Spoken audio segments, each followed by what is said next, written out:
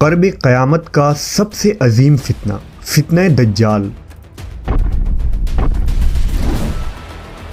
वो जब जाहिर होगा तो एक ख़ास किस्म की सवारी पर सवार होकर निकलेगा।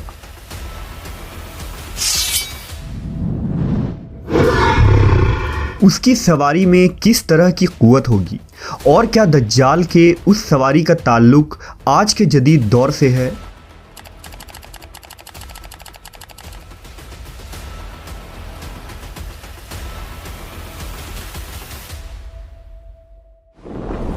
दज्जाल उम्मत मुस्लिमा के लिए सबसे अजीम फितना करार दिया गया है। हज़रत आदम अलैहिस्सलाम की तख्लीक से लेकर क़यामत कायम होने तक कोई भी फितना दज्जाल के फितने से बढ़कर नहीं है।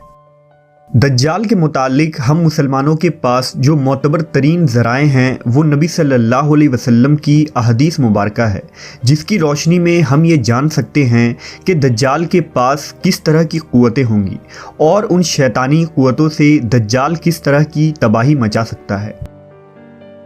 लिहाजा अहदीस की किताबों में हज़रत इब्ने अब्बास, हज़रत अब्दुल्लाह इब्ने मसूद और इब्ने उमर रज़ियल्लाहु ताला अन्हो से दज्जाल की मखसूस सवारी के मुतालिक अहदीस रिवायत की गई हैं, जिनका मजमुआ ये है कि दज्जाल उस वक्त नमूदार होगा जब लोगों की ईमानी हालत बहुत कमज़ोर हो चुकी होगी। दज्जाल दुनिया में 40 दिन घूमेगा। उन 40 दिनों में एक दिन एक साल के बराबर होगा और एक दिन एक महीने के बराबर, जबकि एक दिन एक हफ्ते के बराबर और बकिया अय्याम मामूल के मुताबिक होगा।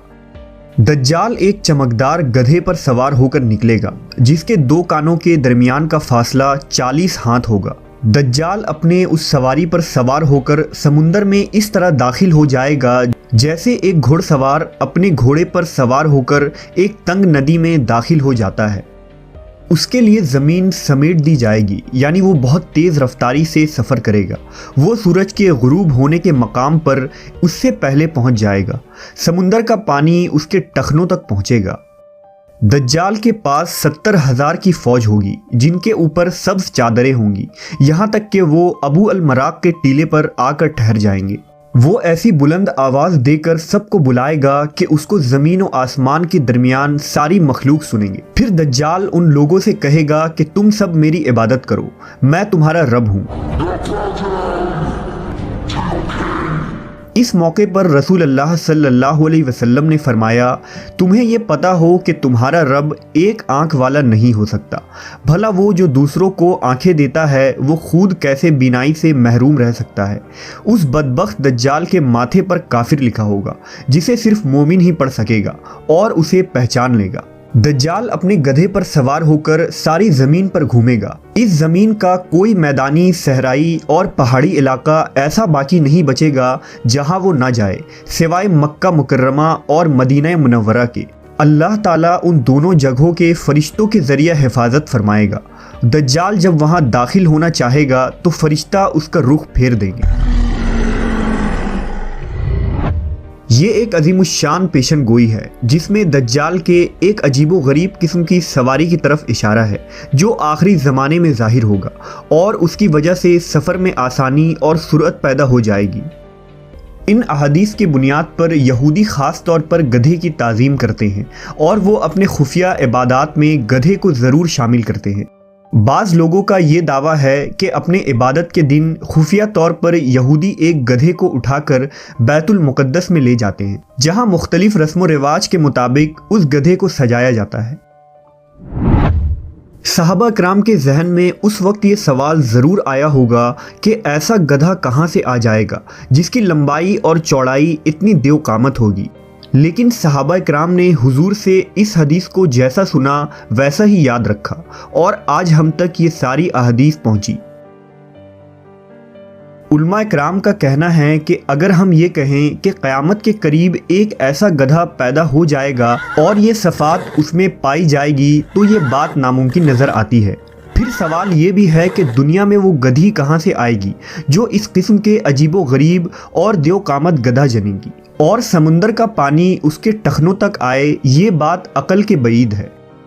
कुछ मुहक्किकीन के राय के मुताबिक दज्जाल की सवारी के लिए हदीस में लफ्ज़ दाबा या जानवर का लफ्ज़ इस्तेमाल किया गया है और वो किसी भी तरह की सवारी हो सकती है। लिहाजा मुहक्किकीन के राय के मुताबिक मुमकिन है कि दज्जाल की वो सवारी उड़न तश्तरी या जदीद हवाई जहाज़ की कोई एडवांस शक्ल हो। गर्ज ये कि हम जानते हैं कि आज के इस जदीद दौर में हवा और आवाज़ के रफ्तार से कई गुना ज़्यादा सुपरसोनिक जहाज़ तैयार हो चुकी है और उड़न तश्तरी के किस्से भी पिछले 100 सालों में बहुत मशहूर हुए हैं, जिनको यूएफओ कहा जाता है। इन यूएफओस को देखे जाने के वाक़यात ज़्यादातर बरमूडा ट्रायंगल के नज़दीक हुए हैं, जो फ्लोरिडा के करीब है।